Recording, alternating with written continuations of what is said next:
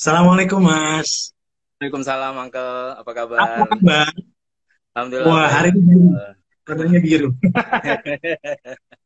Mas Jabir, sehat Mas Ya, Jabir ya. sehat, Ini kalau kita Alhamdulillah. bilang masa apa ya? Ya, Masa transisi ya kali ya. transisi. Transisi eh, menuju ke new normal. Ya, Udah mulai beraktivitas, berinteraksi, keluar semua kemana-mana Mas atau bagaimana Mas iya. Jabir? Rame banget, rame banget. Ramai banget, betul kan? Gitu Iya. loh. Heeh. Tempat makan semua dari buka, rata-rata udah mulai buka ya gitu ya. Terus jadi sempat kaget karena ramai banget. Wah, jalanan juga. Aku juga belum mas, jujur aku juga belum sama. Gitu. Jadi mungkin terbiasa 3 bulan ini kali ya kita di Ya, rumah, work ya. from home dan segala macam aktivitas lain. Jadi pada saat keluar pun kan kita hanya seperlunya. Nah ini kita tiba-tiba mau keluar, jujur kemarin cuma pengen muter doang di tol, balik lagi. Karena ramai banget. Iya, Nah ini menarik ya mas ya. Hari ini kita iya, judulnya juga menarik sekali nih. iya. Berbaik sangka dan tidak mesti sama. Sama. Wah, Ya, itu judulnya aja senang kita dengarnya berbaik sangka. iya. Heeh, Karena kalau heeh. kita berbaik sangka kan juga enak kali hidupnya ya. Nah untuk lebih Iya, jelas lagi, kita coba tanya Mas Jabir tentang topik kita di Bincang Rumi malam hari ini, Senin tanggal 8 Juni 2020 jam 8 malam. Silakan Mas Jabir. Berbaik terima sangka kasih. dan tidak mesti sama. Iya. Terima kasih, Uncle. Jadi, temanya menarik dan kita memulai dengan kalimat positif. Berbaik sangka. Kita tidak mulai dengan berburuk sangka ya. Ini Iya, berbaik sangka adalah kalimat positif karena kita ingin menyebarkan energi positif kepada orang lain. Energi betul. positif dan penting untuk akhir-akhir ini, hari-hari ini, khususnya dalam kondisi sekarang ini, berprasangka baik itu menjadi suatu hal yang sangat kita butuhkan saat ini. Terutama kita di medsos, Uncle. Dan medsos Iya, betul. itu ya kadang orang posting sebenarnya bukan bukan ke kita tapi kita merasa gitu kan. Ya. Jadi orang posting apa tapi itu kok kita merasa ya postingan itu padahal orang itu sama sekali dia posting begitu saja tanpa ini. Cuma karena kebetulan mungkin pernah bersinggungan akhirnya setiap dia posting kita merasa gitu kan. Nah, gitu. Itu banyak banget ya, begitu ya Iya, sering ya. Dia iya. posting dia baper gitu loh. Padahal nggak ada sangkut paut sama Betul. sekali. Saya Gak ada jujur sama banyak sekali. sekali beberapa teman juga sering ngobrol Ah, kayak gini nih gitu. Tapi ya Mas Syafir ya. iya. Itu kok gitu ya dia? "Hah, kenapa memangnya? Loh kan dia boleh aja dia mau posting apapun. Siapa tahu dia Iya, posting buat dirinya sendiri. Kan kita nggak iya, pernah tahu ya gitu loh. iya betul. Kalau kita yang kena Betul. tersinggungan atau kaget Hmm. atau apa namanya tersinggung ya, nah lo, nah ini Iya, seru nih, berbaik iya, sangka lah, berprasangka iya. baiklah gitu.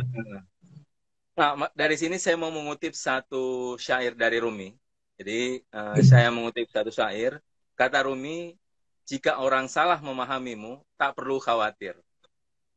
Memang suaramu lah yang mereka dengar. Jadi, memang suaramu lah yang mereka dengar. Tapi apa yang terlintas dalam batin mereka adalah pikiran mereka sendiri. Jadi, apa yang terlintas dalam batin mereka adalah pikiran mereka sendiri. Jadi sama ketika tadi menjelaskan, ya, Uncle, Ya, nggak apa-apa. jelas? Suaramu lah yang kita, tapi Ya, yang ada dalam pikiran mereka ada pikiran mereka sendiri ya. Oke. dengan sendiri, gitu. Nah, sama waktu yang kita awali ketika orang posting kita merasakan, gitu. Kita merasa. Jadi kita harus posting ada sesuatu yang terbercik di dalam batin kita. Kita langsung connect. Ini kok menyerang saya ya. Ini kok eh, posting sesuatu berkaitan dengan saya ya, gitu. Jadi terlintas secara spontanitas di dalam hati kita dan kemudian itu yang kita ikuti. Itu yang kita ikuti. Itu gitu. Jadi kemudian kita balik menyerang orang itu. Nah, kata Rumi, jika orang salah memahamimu tak perlu khawatir karena mereka hanya mendengar suaramu. Mereka mendengar suaramu, tapi mereka tidak mendengar apa yang terlintas di batin kita. Jadi intinya di sini adalah bagaimana kita menempatkan sesuatu antara apa yang nampak dengan apa yang tersembunyi. Apa yang nampak, apa yang tersembunyi, apa yang terlontar, dan apa yang sebenarnya dibalik dari apa yang dia katakan, dia posting, dan seterusnya. Nah, kadang kita tidak tahu batin seseorang, tapi kita menghakimi lewat apa yang dia posting, apa yang dia ucapkan, apa yang dia katakan, seperti itu. Gitu kan? Padahal belum tentu dia niat seperti itu, seperti yang dia katakan atau dia posting itu. Nah, ini satu kaidah dalam kehidupan. Kaidah itu adalah kita tidak pernah tahu apa yang terbercik di dalam hati seseorang. Jadi kita tidak pernah tahu apa yang terbercik di dalam hati seseorang. Dan di dalam hati itulah sebenarnya sesungguhnya hakikat seseorang. Jadi kalau kita tidak bisa masuk ke dalam hati, kita tidak boleh menilai, Uncle. Jadi kalau kita tidak bisa masuk ke hati seseorang, kita sama sekali tidak boleh menilai seseorang, menjudge seseorang. Gitu. Jadi apa yang nampak, yang lohir di tulangkar itu belum tentu apa yang ada di batin. Meskipun mungkin terlihat sesuatu yang buruk ya yang orang kerjakan. Mungkin kita melihat dia sesuatu yang buruk, tapi kita tidak tahu apa alasan orang itu, apa yang terbercik di hati orang itu sehingga melakukan hal buruk itu, kan? Bahkan seperti itu sebenarnya kita harus memberikan toleransi ya ketika misalnya melihat orang yang menurut tanda kutip menurut kita buruk ya, tanda kutip buruk, tapi boleh jadi ada sesuatu yang memang mengharuskan orang itu lakukan atau kerjakan, seperti itu. Makanya kita tidak boleh spontanitas menilai seseorang itu. Jadi ini kaidahnya, kalau kita tidak tahu batin seseorang, kita tidak boleh menghukumi dia, seperti itu. Gak boleh ngejudge orang ya. Gak boleh ya orang. Istilahnya gitu kali, ngejudge orang ya. Iya. Karena kita nggak pernah tahu apa yang ada dalam sanubarinya dia, hatinya dia gitu. Iya, seperti itu. Nggak boleh. Yang tahu adalah orangnya sendiri kan gitu. Tapi seringkali kita masuk ke dalamnya. Ya, masuk dalamnya menghakimi orang itu. Menghakimi orang, padahal itu bukan area kita ya. Bukan area nah, yang membuat orang banyak masuk ke dalam situ kenapa Mas Jabir gitu loh. Nah, ini sambungan dari judul kita. Jadi berbaik sangka dan tetap harus apa tidak sama. Tidak sama gitu. Jadi tidak sama. Nah, kadang kita memaksa orang lain harus seperti kita. Kan? Kadang seperti itu. Secara tidak sadar mungkin ya. Karena mungkin kita tahu, oh itu baik terhadap saya, itu baik saya lakukan, terjadi pada diri saya dan semuanya baik. Sehingga apa yang menurut kita baik, kita memaksakan orang lain untuk melakukan kebaikan itu menurut kita. Padahal boleh jadi orang punya perbandingan berbeda, punya pemikiran yang berbeda, punya perspektif yang berbeda, punya cara pandang yang berbeda. Cuma begitulah, mungkin seperti ini perumpamannya Uncle, seperti saya menemukan mata air. Sebenarnya saya menemukan mata air, pada saat itu saya menganggap semua orang kehausan gitu. Karena saya menganggap semua orang kehausan, saya ingin menarik dia ke saya gitu. Ayo sini ada mata air dan seterusnya. Padahal kita tidak tahu, boleh jadi di sana ada mata air yang lain gitu kan. Seperti itu. Seperti itu. Tapi inilah kecenderungan manusia. Jadi manusia cenderung begitu ya Mas Jabir ya? Iya. Manusia cenderung menganggap orang sama gitu. Anggap orang sama, memperlakukan orang sama dengan dirinya, berpikir sama dengan dirinya, kan? Begitulah sebenarnya ini. Jadi akhirnya dia akan tertutup sebenarnya. Kalau orang berpikir seperti ini, dia akan tertutup. Atau kita ingin orang ikut dengan seperti apa yang kita lakukan gitu. Kita menganggap diri kita seolah-olah yang paling benar, yang paling bagus, yang paling menentukan. Kalau nggak ikut kita nggak benar gitu. Ya, benar. Gitu ya. Iya. Otomatis. Meskipun setiap pada dasarnya setiap orang punya pemikiran tersendiri. Gitu. Iya betul. Punya pemikiran diri dan seterusnya. Nah, saya akan melanjutkan syair Rumi. Ini terkait dengan kenapa kita tidak boleh harus sama ya. Kata Rumi, kemarin saya pintar, saya ingin menjadi pengubah dunia. Hari ini saya bijaksana, saya mengubah diri saya sendiri. Jadi karena kemarin saya merasa pintar, paling benar, paling jago, seperti itu. Sehingga saya ingin menjadi pengubah dunia, di mana-mana saya bagaimana mempengaruhi orang untuk sama dengan saya. Tapi hari ini saya bijaksana, saya mengubah diri saya sendiri. Dan itu. Jadi dia rubah dirinya sendiri Saya dulu. sendiri. Ya. Jadi ini perbedaan antara orang pintar dan orang bijaksana itu kan. Orang pintar gak ubah dunia. Orang bijaksana, yuk berubah diri sendiri dulu. Gitu ya. Sudah benar belum? Kalau kita bisa merubah diri kita sendiri dulu, nah kita mengerti. Kita tahu diri kita itu, ya itulah ininya di situ. Ya. Betul sekali. Nah berarti banyak sekali orang yang belum mengenal dirinya sendiri, Mas. Iya, atau dia tidak bisa mengenali atas sesuatu yang buruk, tapi dia anggap itu bukan sesuatu yang buruk. Seperti itu. Jadi kadang kita memiliki sesuatu yang buruk dalam diri, tapi itu tidak kita anggap sebagai sesuatu yang buruk. Justru kita menikmatinya, justru kita memanfaatkannya, karena memang dia memberikan suatu kenikmatan kepada diri kita. Misalnya begini, Uncle, contoh sederhana, yang paling sederhana, waktu kita ngumpul bareng dengan kawan-kawan, kita kan menggibah orang ya, paling sering ya, gibah orang, membicarakan orang dan seterusnya. Jadi itu saat itu kita tidak sadar, tapi justru kita menikmatinya karena asyik, membicarakan orang kan asyik, kan? Alasannya banyak. Gibah apa ya? Gibah yang ini kok, yang benar, menarik gibah benar gitu. Gibah yang sebelah gitu ya. Iya, gitu. Gitu. Jadi banyak alasan sebenarnya.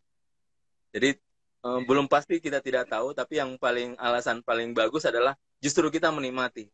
Keburukan itu kebanyakan kita menikmatinya. Beda waktu tangan kita luka, waktu kita luka benar-benar luka, saya akan ke dokter karena saya merasakan sakit, gitu kan.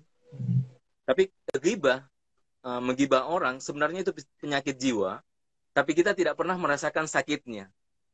Makanya kita tidak pernah nyari orang tabib ruhani, kata Rumi. Orang itu tidak akan pernah mencari tabib ruhani karena kita justru menikmati. Rasa sakit itu kita nikmati. Jadi banyak rasa sakit jiwa, sebenarnya kita tidak merasakan itu sakit. Kita menikmatinya justru. Jadi kita tidak merasakannya, kita semakin menikmatinya.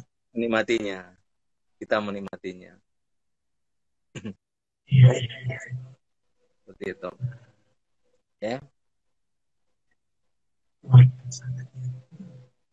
Ya, Uncle. Ya, teman-teman, hari ini kita bahas berbaik sangka dan tidak mesti sama.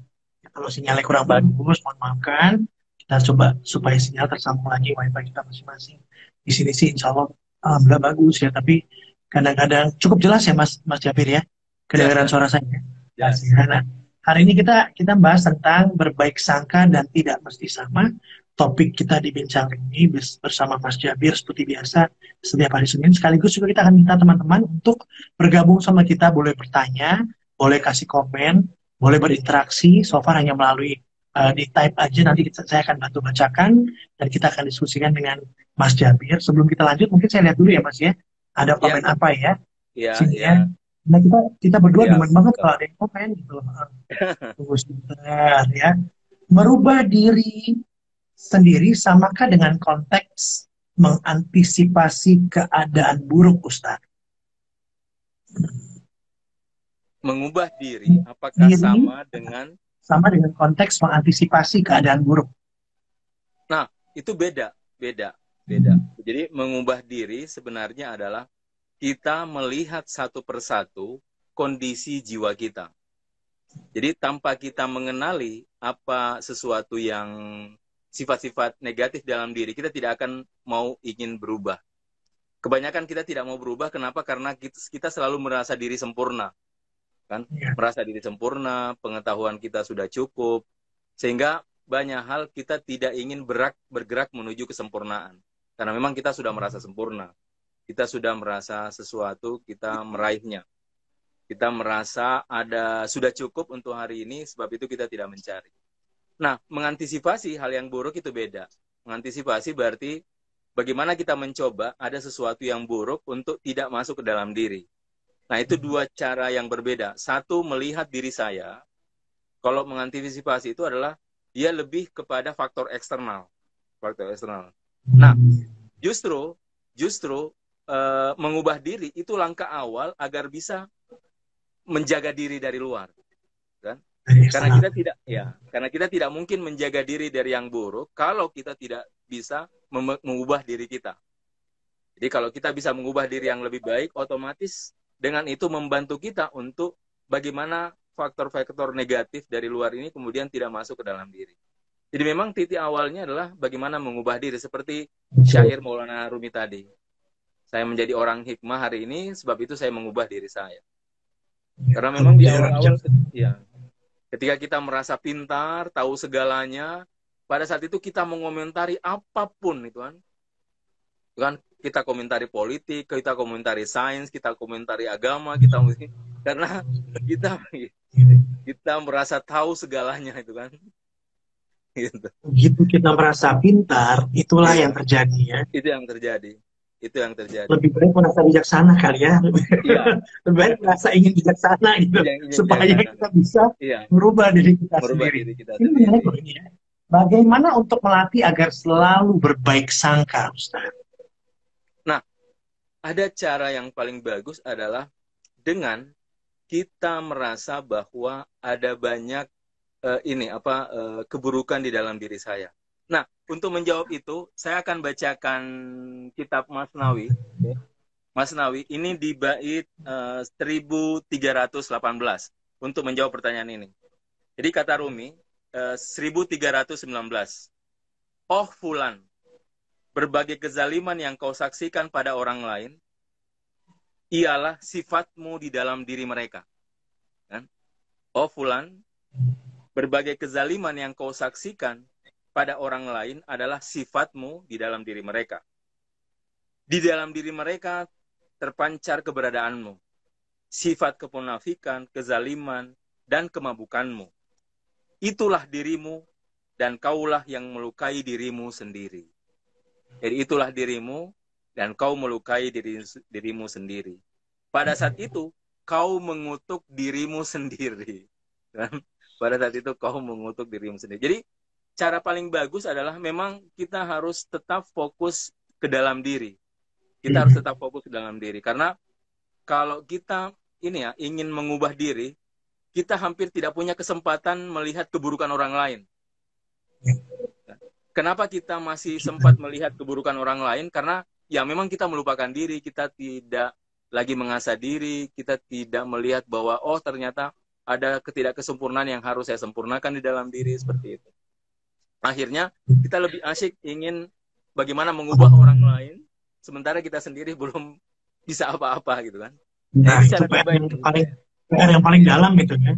Kenapa Iya, kita ngurusin orang lain? Karena kita nggak punya waktu buat diri kita sendiri gitu. Kita iya, nggak betul, mau betul. membuat diri Iya, kita sendiri. posisi, Makanya orang lain kita urusin. Makanya orang lain iya, yang kita anggap betul, selalu salah, kita yang benar gitu. betul. Jelek. Waduh, jelek banget ya. Nah, sebentar ya. Ini ada lagi tadi. Ini bagus ya, saya baca tadi sebentar. Agak hilang sebentar. Tadi baca juga bilang bahwa kita. Nah, tadi mana ya? Tadi ini bagus loh dia pertanyaannya. Ini banyak yang ini, Mas Yafir. Sinyalnya kurang Iya, bagus, jadi nggak bisa ngikuti dengan iya, benar.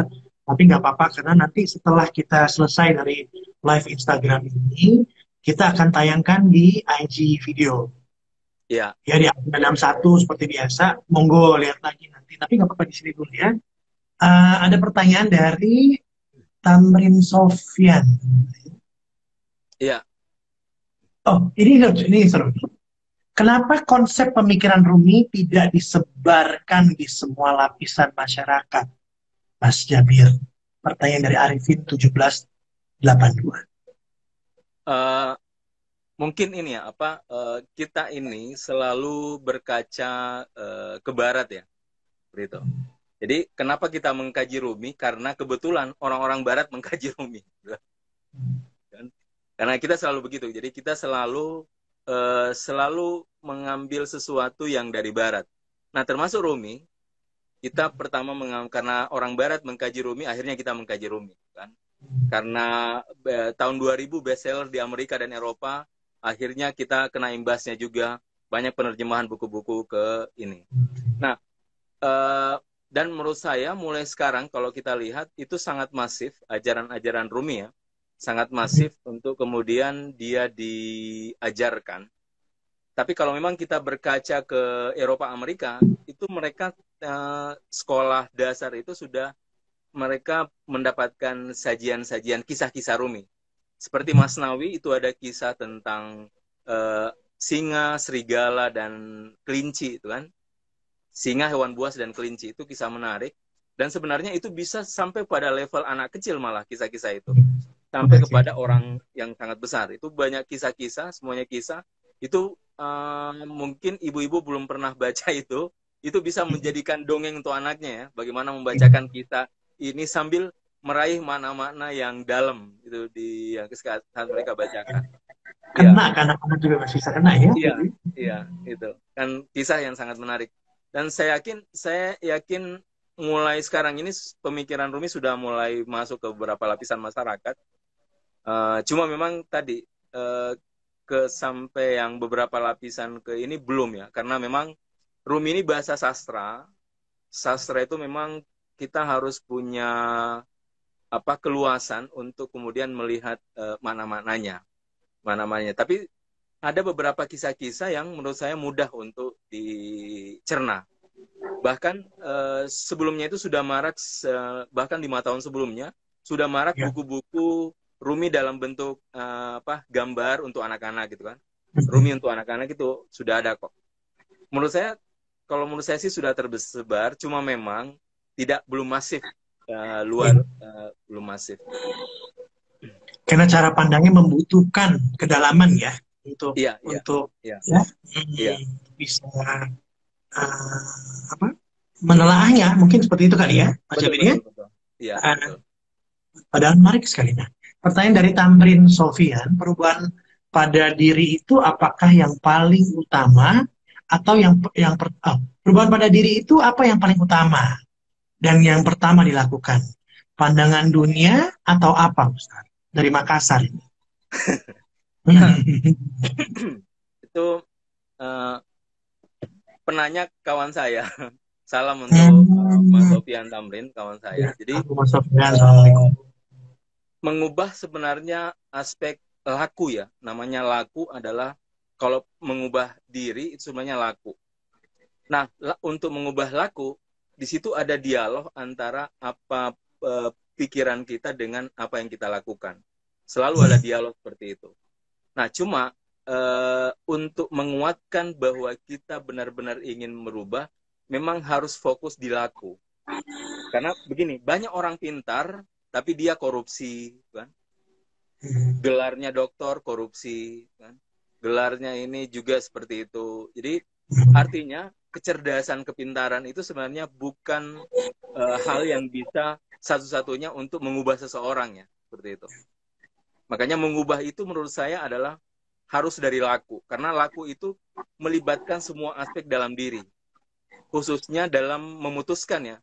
Misalnya begini, besok saya memutuskan untuk pergi ke suatu tempat. Kalau pikiran itu boleh jadi banyak pengaruh ya, oh jangan boleh jadi begini-begini dan seterusnya. Tapi kalau iradah saya kuat, saya akan melakukan itu. Apapun rintangannya, saya akan jalani, itu kan. Makanya titik awal adalah laku gitu, laku. Nah, sembari nanti ada hal-hal yang mungkin butuh penjelasan. Nah, di situ kita butuh pikiran seperti itu. Jadi gitu ya Mas Sofian ya. Iya. Nah, oke. Nah, ini pertanyaan ini menarik buat saya. Curhat itu termasuk apa ya, Ustaz? Curhat itu termasuk apa ya, Mas Jabir? Nah, curhat itu penting. Dikategorikan apa? Dia kategoris dari ini cermin atas diri. Jadi kita bercermin atas diri melalui orang lain. Rumi mengingatkan bahwa betapa rugi orang yang tidak punya sekawan, teman sekawan, kan? Jadi dalam hidup ini kata Rumi harus punya teman sekawan, karena itulah orang yang kita percaya, dengan situlah kita curhat, dengan itu dan seterusnya. Jadi kita curhat pada orang lain itu adalah kita bercermin dalam melihat diri melalui orang itu. Cuma hati-hati kepada siapa orangnya, Uncle. Kan? Iya. Ya, harus hati-hati pada orangnya. Karena ya dia harus amanah, dia harus menjaga, dia harus tahu privasi kita, dan seterusnya. Makanya setiap orang harus mencari teman sekawan. Fungsinya apa curhat tadi? Curhat itu fungsinya adalah melepaskan ya. Melepaskan benak-benak kita, melepaskan undang-undang kita, melepaskan apa yang kita rasakan. Nah, tentu karena dia kawan sejati, dia tahu apa yang kita rasakan. Dia bisa merasakan apa yang kita alami. Nah, sebab itu curhat itu adalah satu seperti healing ya. Kita mengobati derita kita sendiri ketika kita curhat pada orang lain. Makanya kita butuh curhat. Cuma yang penting adalah pada siapa itu penting. Pada siapa itu sangat penting. Saya bikin kawan bicara, Mas Jabir. Sudah 1,5 tahun saya bikin kawan bicara. Hashtagnya kawan bicara. Kenapa? Kawan bicara adalah orang tempat dia bisa cerita apapun dalam keseharian, apapun yang dialami dalam kehidupan dan lain-lain. Nah, sama. Jadi saya bikin ada 5 orang di kawan bicara itu ya, tempat buang tong sampah tanda kutipnya orang-orang buat keluarin semua yang mesti dikeluarin gitu loh. Tapi itu safe, aman, karena kita cuma jadi pendengar yang baik aja buat mereka, supaya begitu healing prosesnya ada. Iya betul Angga. Jalan sih, alhamdulillah, saya udah bikin 1,5 tahun, hampir masuk tahun kedua ini, gitu. Tapi penuh terus sampai bahkan corona ini malah turun lagi gitu loh. Tapi kan nggak bisa ketemu, jadi pakai Zoom, pakai segala macam, pakai video call. Tetap berlangsung gitu loh. Nah, gitu loh. Nah, mungkin hari ini pun di tempat bincang Rumi pun juga sama, orang juga mau curhat tuh, mau bertanya, mau ngapain, monggo aja gitu loh.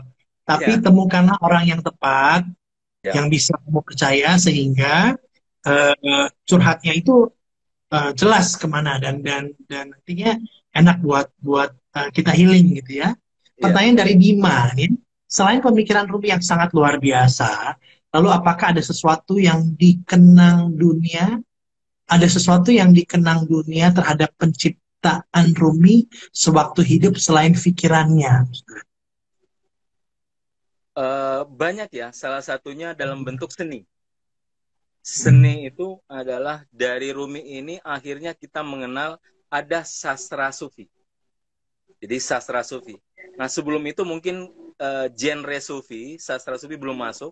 Tapi setelah ada seperti Masnawi, yang oleh karya-karya Rumi ini yang kemudian tersebar di penjuru dunia, seluruh penjuru dunia, akhirnya orang mengenal, oh ada ya genre sastra sufi. Kan? Itu peninggalan dalam bentuk seni. Kemudian peninggalan dalam bentuk tarian ya, whirling. Kan? Tarian, mungkin Uncle pernah nonton ya, whirling dari waktu ke Konya mungkin Uncle pernah ke sana. Nah itu kan satu bentuk seni ya. Ini itu adalah peninggalan, jadi selain pemikiran. Dia ada juga dalam bentuk musik ney identik dengan Rumi ya, musik. Jadi dia sufi ini memang lebih banyak konkret satu seni. Jadi selain dia ada yang lain adalah menciptakan satu seni. Banyak sufi yang kemudian dia mengkreat satu bentuk ini selain misalnya sastra, selain darusnya, selain musik, ada juga arsitektur bangun masjid dengan pengaruh para sufi. Bagaimana mereka memberikan pengaruhnya bahkan sampai dimensi arsitektur seperti itu. Ya, jadi dimensi arsitektur, kemudian pada musik, ya, pada tarian, pada karya-karya sastranya dan ada yang lagi pada masa itu ya. Ini ada yang menarik saya. Bagaimanakah fokus ke dalam diri akan keburukan masing-masing dan cara melawan hawa nafsu. Nah, melawan hawa nafsu itu bukan perkara yang instan, tapi itu adalah bisa dikata sebagai perjalanan seumur hidup, Uncle. Kan? Kenapa? Karena hawa nafsu itu bersama kita ya. Hidup adalah proses sampai kapanpun lah. Iya, terus. Ya, jadi melawan hawa nafsu itu adalah proses sepanjang hidup kita, karena dia bersama diri kita.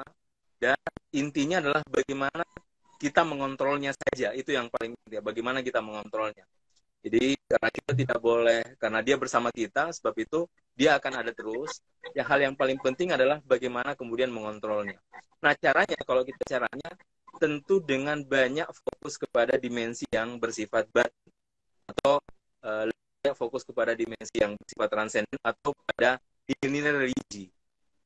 Karena hawa nafsu itu identik dengan aspek tubuh ya. Tubuh, dan tubuh itu adalah dimensi kerendahan. Nah, sebab itu ruh harus diajak untuk melihat dimensi ketinggian. Ketinggian itu adalah dimensi batin, nilai-nilai religi, itu adalah dimensi ketinggian. Nah, kalau kita fokus ke sana, kita terlatih untuk bisa mengontrol dimensi tubuh kita. Makanya kenapa ada syariat? Syariat itu fungsinya di situ, Angko. Bagaimana menundukkan Jadi begitu ya. dimensi hawa nafsu ya. Ya, cara kita mengontrolnya seperti itu ya. Izin bertanya, tidak mesti sama. Lalu di manakah letak jamaah atau bersamanya, Mas Jabir? Ini pertanyaan dari Muhammad dan Fish Arab. Jadi perbedaan itu adalah hal yang menjadi kaidah dalam kehidupan. Quran juga menegaskan itu. Inna ja'alnakum syuban wa qabaila lita'arafu. Kami menciptakan kalian berkabilah-kabilah dan seterusnya agar kalian saling mengenali, kan? Jadi perbedaan ini atau sesuatu yang berbeda ini adalah menjadi kaidah semesta. Kemanapun kita pergi itu banyak sekali kita perbedaan. Bahkan dalam yang kita anggap sama itu berbeda ya. Dalam serumah kita berbeda loh, Uncle gitu. Dalam sebuah rumah saja kita berbeda. Jadi kalau kita mau jujur, hampir semua kita punya karakteristik, kan? Masing-masing orang itu unik, memiliki keunikannya sendiri. Nah, makanya maksud dari berjamaah itu adalah bersama meskipun kita berbeda gitu. Karena kita punya tujuan yang sama, kan? Meskipun karena kita punya tujuan sama, jadi kita bersama-sama meskipun kita dalam perbedaan. Bineka Tunggal Ika, kira-kira gitu, Uncle. Jadi jamaahnya begitu justru ya. Iya. Meskipun kita berbeda-beda, tapi kita punya tujuan yang sama. Itulah jamaahnya. Itulah jamaahnya. Karena kita nggak bisa bikin semua orang, teman-teman, kita nggak bisa bilang semua orang sama harus dengan kita. Ya. Karena pada kenyataannya memang tidak sama. Ya kan? Ya. Dengan keunikan masing-masing kita diciptakan oleh yang Maha Kuasa, Sang Halik. Inilah yang terjadi pada diri kita, emang nggak sama. Jamaahnya di mana? Sama-sama dengan tujuan yang sama. Karena Mas Jabir, justru keindahan itu adalah dalam perbedaan ya. Ya. Bayangkan kalau semua manusia ini seperti saya. itu Kenapa, Mas? Mengerikan itu. Justru mengerikan. Oke. Uncle, beda derita yang dinikmati dengan keburukan yang kita nikmati itu apa? Nah, apa beda derita yang kita nikmati dengan keburukan yang kita nikmati? Nah, derita dimensinya beda. Derita, kalau buruk itu kan dia adalah suatu sifat yang memang dia awalnya negatif. Awalnya negatif. Misalnya tadi ghibah. Ghibah itu kan negatif. Karena kita membicarakan orang yang mana orang itu boleh jadi dia tidak rela untuk dibicarakan, tidak ridho untuk dibicarakan, kan? Nah, pada saat itu sebenarnya kita ghibah. Kalau derita adalah kita menemukan satu peristiwa atau kejadian atau apapun itu yang membuat kita ada rasa derita di dalam diri. Nah, rasa itu bisa kita manage, kan? Bisa kita manage sehingga dia menjadi sesuatu hal yang bisa kita nikmati, kan? Misalnya minggu lalu pernah kita bahas tentang bagaimana menulis puisi, kan? Puisi tanpa rasa derita itu tidak akan menghasilkan puisi yang bagus. Gitu. Kata Rumi, lihatlah darah di dalam puisiku, bukan bait syair. Jadi itu kata Rumi, lihatlah darah di dalam bait syairku, bukan syair. Nah, artinya Rumi sedang menuangkan deritanya sebenarnya. Tapi itu kan menjadi sesuatu yang dia nikmati ya. Karena dengan derita itu menghasilkan karya yang luar biasa. Nah, kadang-kadang ada derita seperti ini yang kemudian kita bisa nikmati. Tapi kalau yang keburukan itu beda. Keburukan tetap keburukan, cuma kita terpenjara dengan nikmatnya. Ada nikmat. Misalnya karena membicarakan orang lain itu ghibah, tapi kita justru menikmatinya. Padahal dia sebenarnya satu penyakit yang kalau kita sadar itu tidak baik untuk diri ya. Perih sebenarnya. Tapi karena kita asyik ya, kita menikmatinya. Sehingga kita tidak pernah menganggap itu sebagai sesuatu penyakit bagi diri kita. Gitu. Jadi beda. Gitu. Jadi nggak ada gibah yang positif ya. Kan banyak tuh. Gibah bentar, ini positif kok gibahnya. Nggak ada gibah, mas, semuanya negatif lah. Mana ada yang positif gibah gitu ya. Oke, kita masih nunggu pertanyaan teman-teman lagi dan kita masih di Ya. Bincang Rumi. Berprasangka baiklah dan tak mesti harus sama topik kita ya. Berbaik sangka dan tidak mesti sama. Karena memang tidak akan pernah sama semuanya. Tentu manusia diciptakan dengan keunikan masing-masing oleh Allah Subhanahu wa Ta'ala. Ya. Terpenjara dengan kenikmatan keburukan, kata Arga Yudhistira. Terpenjara karena terpenjara dengan dengan kenikmatan keburukan. Iya. Ya. Nggak bisa keluar itu tadi ya.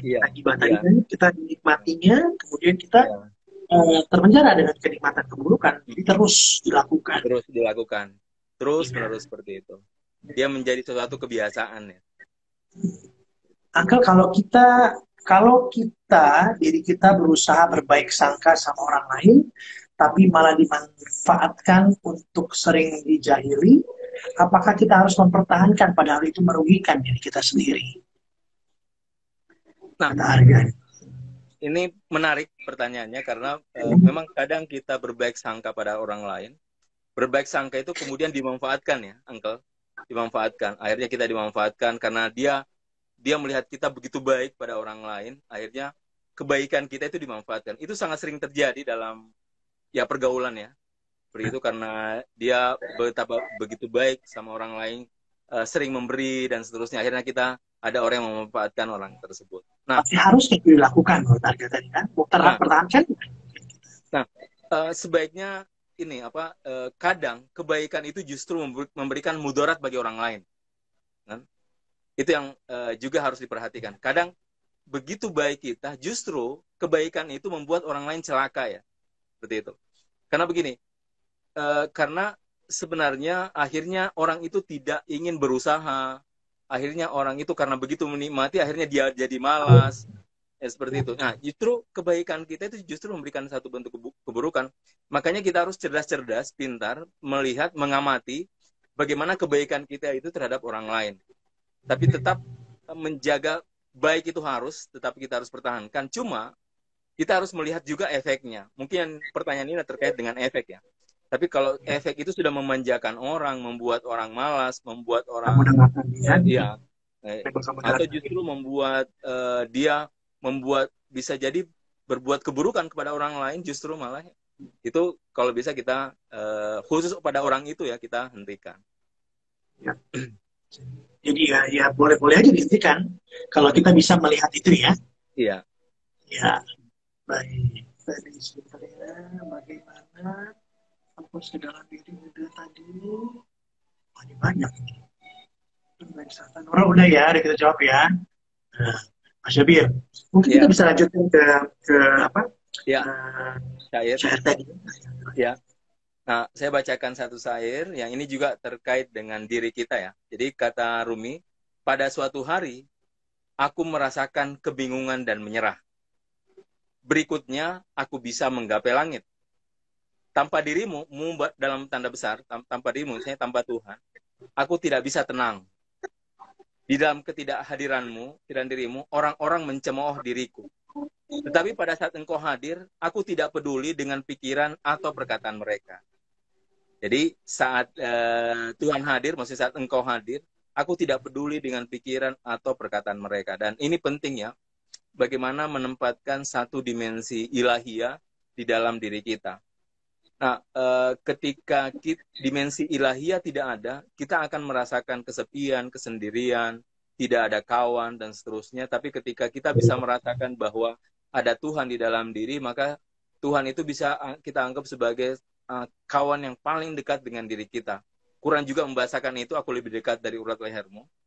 Nah, sebab itu, ketenangan itu seperti kata Rumi, ketenangan itu adalah ketika kita punya kesadaran bahwa Tuhan bersama kita. Kata Rumi, saat itu aku tidak peduli orang mencemooh diriku, kan? Tidak peduli. Kenapa? Karena pada saat itu kita bersama Tuhan. Karena Tuhan punya segalanya, Tuhan Maha Kaya, segala sesuatu berasal dari Tuhan. Lalu apa yang mesti kita khawatirkan, gitu kan? Apa yang mesti kita khawatirkan? Tidak ada yang perlu kita khawatirkan, gitu. Nah, kadang kita merasa hina ketika memang Tuhan tidak hadir dalam diri, karena kita hanya melihat diri kita, kita hanya melihat kerendahan kita. Tapi kalau kita melihat dimensi ilahiyah di dalam diri, nah tentu Tuhan itu akan memberikan satu spirit yang luar biasa ya dalam diri engkau. Mungkin setiap orang punya pengalaman tentang hal ini. Iya, masing-masing orang ada ya pengalaman kayak gitu ya. Dan bisa menjawabnya kita sendiri. Karena kan berdasarkan pengalaman itu, gitu. Mau nggak tanya atau mengeksplor sendiri? Ini ada pertanyaan dalam beberapa metode sufi yang saya baca untuk melawan nafsu, yaitu banyak lapar. Melawan nafsu itu banyak lapar, dan saya mencoba ternyata susah dan nggak berhasil. Terus bagaimana cara agar nafsu itu menjadi lunak? Ya, memang kalau kita baca biografi para sufi ini melakukan sedikit makan, sedikit tidur, tutup mulut, sedikit bicara. Jadi sedikit makan, sedikit tidur, sedikit bicara. Nah, kenapa demikian? Karena ini lebih fokus untuk bagaimana menyempurnakan diri, melihat ke dalam diri kita. Jadi caranya adalah seperti yang tadi dijelaskan, harus dilakukan step by step, tahap demi tahap, dan tidak boleh melakukan titik yang paling ekstrim. Misalnya begini, saya contohkan. Misalnya saya terbiasa makan 3 kali sehari, kan? Tahu-tahu saya hanya makan sekali dalam sehari. Nah, itu tidak boleh. Itu tidak boleh. Ya, itu melakukan hal yang ekstrim. Jadi berjalan dalam Tuhan ini adalah kita melakukan secara perlahan-lahan dan tidak boleh melakukan titik ekstrem. Misalnya ada orang kaya, setelah itu dia mau berjalan menuju Tuhan, tahu-tahu dia jual semua perusahaannya. Itu juga tidak boleh, Uncle, itu kan. Dia berikan semua. Ada yang bikin itu kan ada ya belakang ini ya. Ada. Tidak memikir hamu minaunnasnya. Iya, semata-mata ke sana minaunya.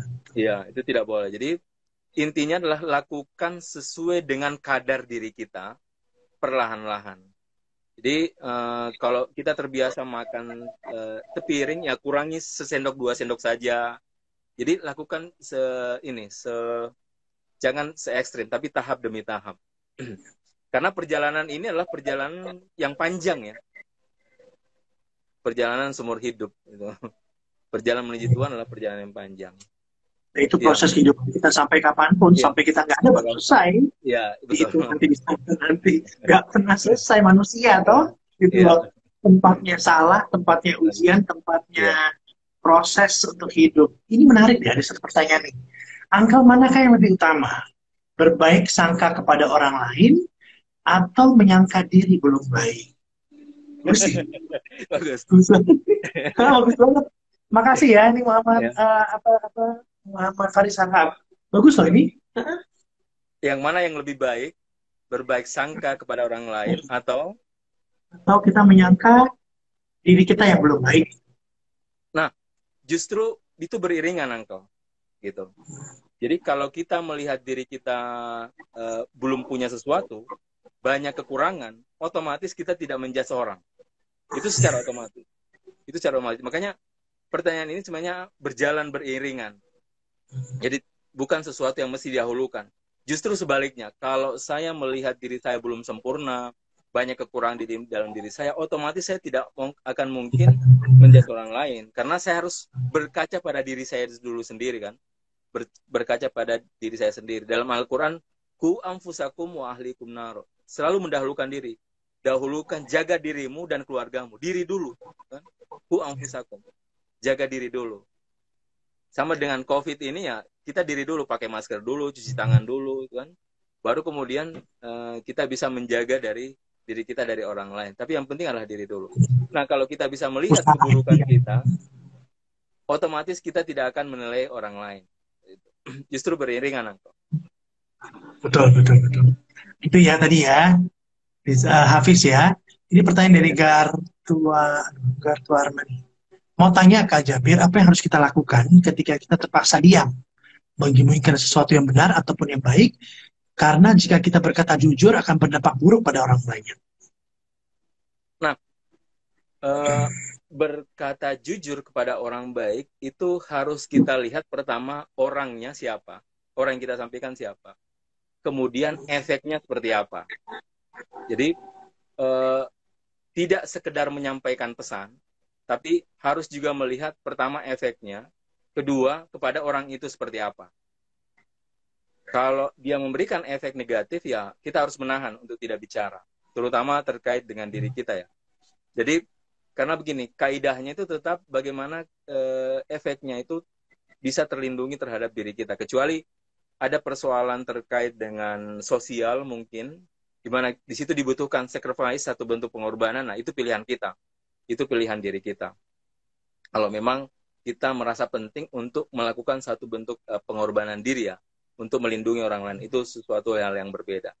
Tapi kaidah pertama adalah jujur itu mesti harus melihat pertama efeknya pada orang lain, kedua adalah kepada orang itu seperti apa. Nah, jadi selain dari apa yang kita sampaikan kejujuran itu, paling penting juga adalah cara menyampaikan. Kadang kita lupa cara menyampaikan, kan? Cara menyampaikan. Saya jujur, tetapi saya tidak tahu bahwa orang yang saya temani lawan bicara saya ini orang yang lebih tua dari saya. Misalnya 30 tahun lebih tua. Nah, itu harus pintar juga menyampaikan kejujuran itu kan. Jangan sampai. Caranya. Iya, cara. Iya, betul. Jadi ya harus observe dulu, melihat dulu. Iya. Ya, kepada siapa kita berbicara. Kepada siapa kita bicara. Seperti itu. Ini ada menarik kali satu pertanyaan lagi dari sini ya. Sebentar ya, saya lihat. Menurut Rumi apa perbedaan? Sebentar. Apa perbedaan berbaik sangka kepadanya guru besar dan berbaik sangka pada makhluk?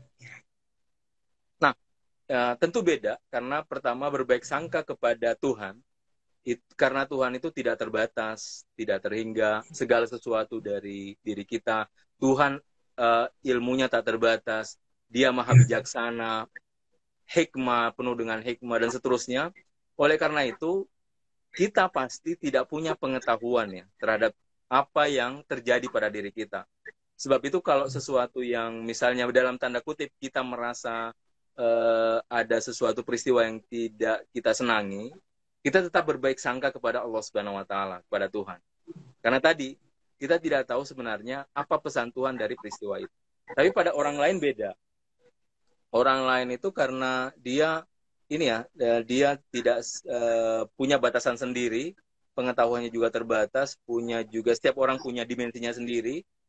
Oleh karena itu kita sebaik mungkin untuk bisa menjaga dirinya. Jadi justru berbalik, berbaik sangka yang berbeda antara berbaik sangka kepada Tuhan dengan berbaik sangka kepada makhluk. Berbaik sangka kepada makhluk itu maksudnya menjaganya. Kita menjaga malah dalam pengertian menjaga. Jadi kalau saya berbaik sangka pada orang lain, justru saya menjaga kehormatannya, kan? Menjaga derajatnya seperti itu. Tapi kalau saya berbaik sangka kepada Tuhan itu beda. Justru kalau berbaik sangka kepada Tuhan karena saya tidak tahu apa sebenarnya yang terjadi pada diri saya. Hanya Tuhan yang tahu. Tuhan maha adil, maha bijaksana, maha mengetahui. Nah, sebab itu saya harus bersangka baik, kan? Dan Allah juga menyuruhkan kan berbaik sangkalah padaku. Padaku. Itu ada kan? Itu ada. Saya dalam hidup Mas Jabir ya, saya paling jarang punya pikiran buruk sama orang lain gitu. Paling jarang banget buat saya itu karena saya kalau saya berpikiran buruk pada orang lain nggak tenang. Jadi mendingan saya di ini aja gitu nih. Sampai hari ini ya alhamdulillah masih bisa melakukan itu, mudah-mudahan bisa terus melakukan itu gitu loh. Karena saya merasakan kok nggak pernah punya pikiran, ya biarin aja lah, saya nggak punya pikiran buruk gitu loh. Itu hal yang paling sederhana aja kali ya. Sama saya belajar tadi bahwa kita memang harus itu tadi jadi orang yang bijaksana untuk bisa mengubah diri kita. Instead of kita orang pintar mengubah dunia, kita ubahlah diri kita sendiri dulu. Dengan kita mengubah diri kita jadi bijaksana, ya itu kita akan bisa di dunia juga akan lebih lebih baik pastinya. Ya, Iya, Uncle. nggak kerasa itu cepat sekali ya. Udah jam berapa Iya. ini? Tinggal tinggal 5 menit lagi. Senang nih ngobrol sama teman-teman dan senang Iya. teman-teman juga interaktif dengan kita di sini bersama saya dan Mas Jabir. Satu pertanyaan lagi mungkin ya. Tadi ada Jamarisa Iya. selalu juga, ada Nelly, Hai juga kita sapa dulu, Jofri, Fandi, semua makasih banyak udah gabung di sini ya. Teman-teman dari Makassar juga, wah luar biasa. Ada Ternate, Makassar banyak sekali senang. Ya ada Mas Jabir, makanya pada nongol semua. Seneng banget gitu. Mas, sebagai penutup apa yang mau kita share dengan sahabat-sahabat kita, teman-teman kita, sahabat jiwa kita semua yang menyaksikan ini? Apa, Sebagai Uncle? penutup sih. Apa, Uncle? Sebagai penutup, sebagai Iya. penutup apa yang ingin kita sampaikan buat teman-teman kita yang menyaksikan kita pada Iya. live bincang Ramadan ini? Terakhir saya mau baca syair Rumi. Kan? Kata Rumi, saya bahagia malam ini bersatu dengan kawan, terbebas dari rasa sakit akan keterpisahan. Saya berputar dan menari dengan yang tercinta. Aku mengatakan kepada diriku, jangan khawatir. Anak kunci untuk esok pagi telah kubuang. Aduh, aduh, aduh. Wah, keren banget, keren banget. Wah, Iya. jadi nggak perlu khawatir sebetulnya ya. Iya. Kekhawatiran itu nggak ada kan tadi ada kalau kita dekat kita nggak khawatir gitu kan, ini Iya. kan. Gitu. Iya, Uncle. Wah, keren banget Mas Jabir. Terima kasih Terima banyak buat kasih. sharing pada malam hari Terima ini. kasih. Mas Jabir dari Ruby Institute, ya. Beliau ada bersama kita insya Allah Senin depan. Mudah-mudahan beliau ada waktu lagi dan bersama kita juga di Amin. Amin. ngobrol santai bincang Rumi. Teman-teman makasih banyak udah bergabung dengan kita dan Angkel ingatkan tadi mohon maaf kalau tadi ada sinyal kurang bagus. Gak apa-apa ya, insya Allah mudah-mudahan nanti akan bisa lebih bagus lagi. Dan yang belum sempat nonton dengan tuntas, kita ada di IG videonya Uncle Fit. Wassalamualaikum warahmatullahi wabarakatuh. Mas Jepit, terima kasih banyak. Ya, terima kasih Sampai jumpa banyak. Mas. Matur nuwun. Terima kasih banyak. Bye semua.